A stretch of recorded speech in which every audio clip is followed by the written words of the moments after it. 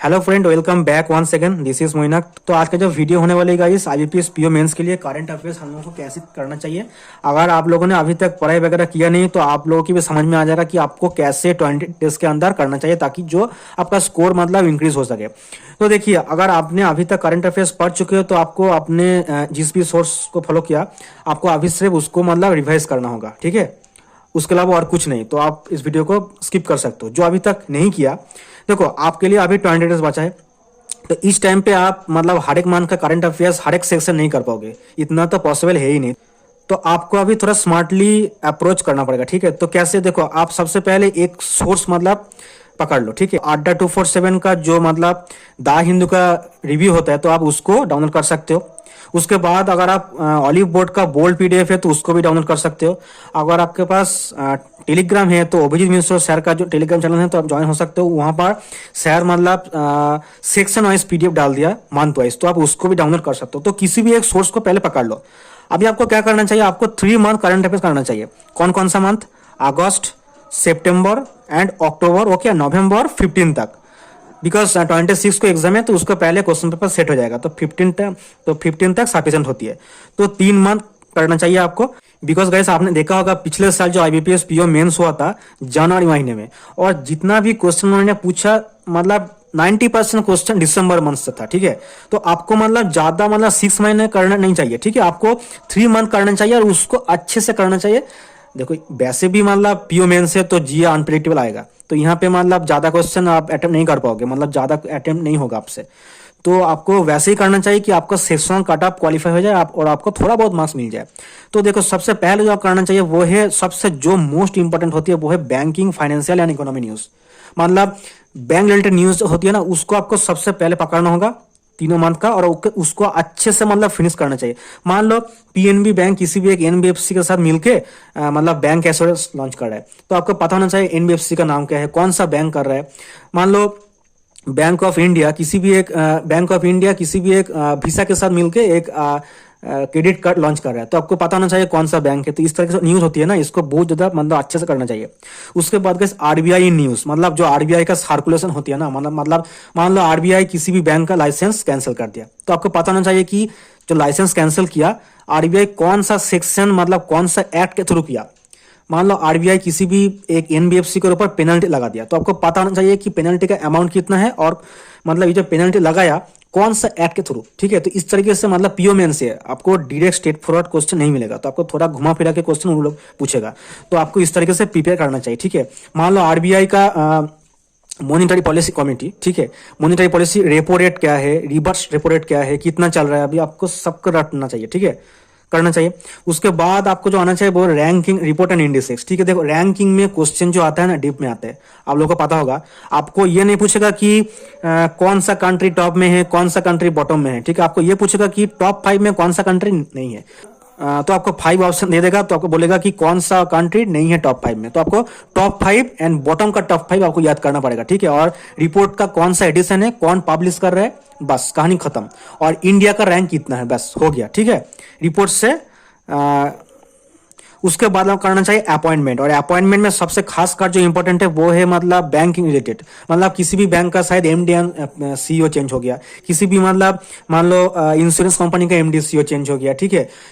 और इंटरनेशनल जो अपॉइंटमेंट होती है ना, बहुत ज्यादा इंपॉर्टेंट होती है। मतलब मान लो ब्राजील का प्रेसिडेंट चेंज हो गया, तो कौन रिप्लेस हुआ, कौन प्रेसिडेंट बना, कितना टर्म बना, मतलब ये मतलब कौन सा और उसका जो मतलब कंट्री का जो बना, उस कंट्री का जो करेंसी क्या है, कैपिटल क्या है। तो आपको हर एक चीज करना पड़ेगा, ठीक है। मतलब थोड़ा डीप में पढ़ना पड़ेगा, बिकॉज डीप में आती है क्वेश्चन।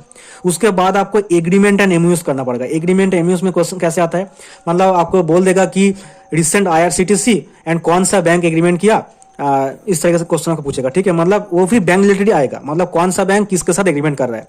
मान लो पंजाब नेशनल बैंक एनटीपीसी के साथ एग्रीमेंट किया, तो आपको इस तरीके से क्वेश्चन पूछेगा कि रिसेंटली एनटीपीसी के साथ कौन सा बैंक किया एग्रीमेंट, तो इस तरीके से क्वेश्चन आपको पूछेगा।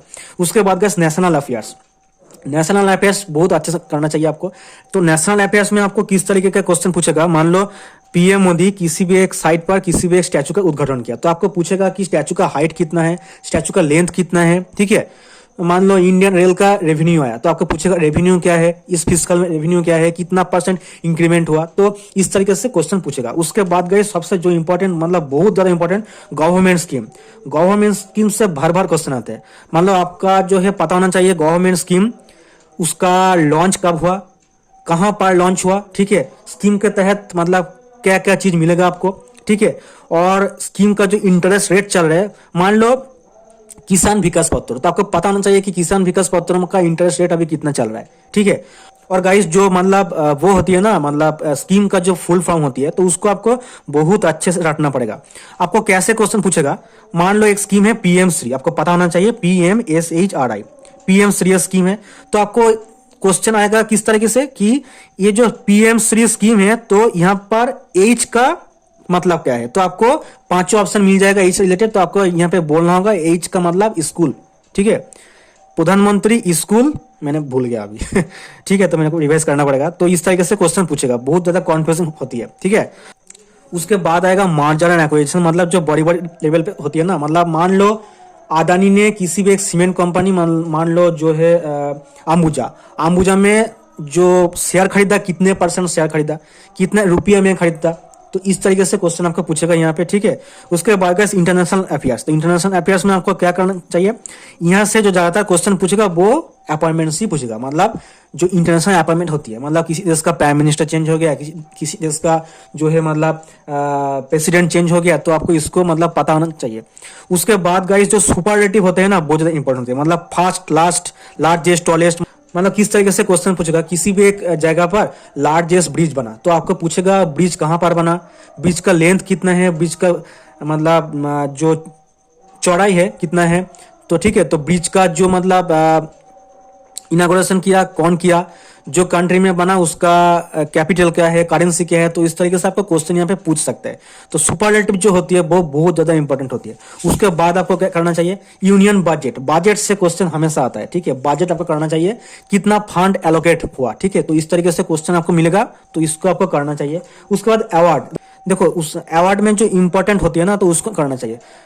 मान लो जो गैलेंटरी अवार्ड बांटते हैं प्रेसिडेंट, तो कितने पर्सन को मिला, ठीक है, किसको मिला, तो इस तरीके से क्वेश्चन को आपको, जो अभी चल रहा है नोबेल प्राइज, बहुत ज्यादा इंपॉर्टेंट है, Nobel prize for peace, Nobel prize for physics, Nobel prize for chemistry, कहां पर मिला, अमाउंट कितना है, ठीक है, और उसका एडिशन क्या है, कौन कौन मिला, और जो मिला वो कौन सा कंट्री से बिलोंग करता है, ठीक है, जो अवार्ड बना मतलब पहले टाइम कब दिया गया, तो इस तरीके से स्टैटिक पॉइंट भी यहाँ से पूछ सकती है, कुछ भी पूछ सकती है, तो आपको इसको अच्छे से प्रिपेयर करना चाहिए।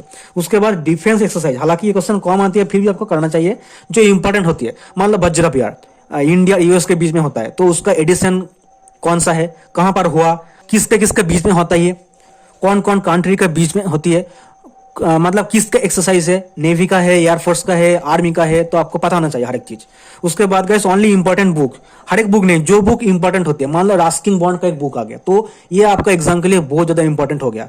और अगर कोई मतलब फेमस पर्सनैलिटी बुक को रिलीज कर रहे हैं, तो उसका नाम मान लो किसी भी एक बुक को हमारे honourable prime minister Narendra Modi ने उद्घाटन किया, तो आपको पता होना चाहिए बुक का नाम क्या है। मान लो किसी भी एक बुक को होम मिनिस्टर अमित शाह ने उद्घाटन किया, तो आपको पता होना चाहिए बुक का नाम क्या है, कौन उसका ऑथर है, और क्या मतलब कौन उसको उद्घाटन कर रहा है, मतलब पब्लिश कर रहा है। तो इस तरीके से तो आपको जीए प्रिपेयर करना चाहिए। आई होप आप लोग समझ चुके हो कि कैसे आपको जीए को पढ़ना चाहिए। हर एक चीज मत पढ़ो, डेज वगैरह मत पढ़ो गाइस, कोई फायदा नहीं है। डेज वगैरह, स्पोर्ट्स का न्यूज कम आती है, जो इंपॉर्टेंट स्पोर्ट्स होती है तो उसको आप कर सकते हो। मान लो जो अंडर-17 फीफा वुमेन्स वर्ल्ड कप चल रहा है, तो कहां पर चल रहा है, कौन सा एडिशन है, कौन टीम जीता, किसको हरा के उन्होंने मैच जीता, तो इसको आपको करना चाहिए, ठीक है।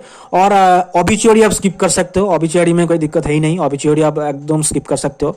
और जो स्टेट का न्यूज होती है ना, जो स्टेट लेवल स्कीम्स होती है, बस सिर्फ आप स्कीम का नाम याद कर लो। मान लो एक स्कीम आया लक्ष्मी भंडार स्कीम, तो आपको पता होना चाहिए कौन सा स्टेट गवर्नमेंट स्कीम है, वेस्ट बंगाल, इस तरीके से, बस, और ज्यादा कुछ नहीं, ठीक है। जस्ट कौन सा स्टेट गवर्नमेंट स्कीम को रिलीज कर रहा है, बस उसका पता होना चाहिए। और जो गाइस स्टैटिक होती है, स्टैटिक देखो पीओ में स्टैटिक आएगा नहीं, तो यहाँ पे स्टैटिक करके कुछ फायदा है ही नहीं। चाहो तो आप नेशनल पार्क्स, कंट्री कैपिटल जो न्यूज में आ रहा है कर सकते हो, ठीक है, डैम वगैरह कर सकते हो, बट मेरे हिसाब से कोई फायदा है ही नहीं, बिकॉज स्टैटिक आते नहीं है। और guys banking, static banking awareness अगर आप लोग पढ़ चुके हो तो ठीक है, भरना अभी नहीं करो, ठीक है, बिकॉज जो बैंकिंग न्यूज आएगा मैक्सिमम 90% न्यूज आएगा जो आपका करंट अफेयर्स ही आएगा, ठीक है। 2-3 क्वेश्चन शायद आ सकते हैं स्टैटिक वाला, तो उसके लिए आप इतना टाइम डिवोट मत करो, ठीक है, बिकॉज अभी आपके पास टाइम है नहीं, इसलिए अगर आपके पास टाइम होता तो ठीक है, कर सकते हो, कोई बात नहीं। बाकी ये था गाइस वीडियो, अगर अच्छा लगा तो चैनल को सब्सक्राइब कर सकते हो, लाइक कर सकते हो, और इस तरीके से वीडियो में और भी लाऊंगा। तो गाइस अच्छे से पढ़ाई करिए, ऑल द बेस्ट।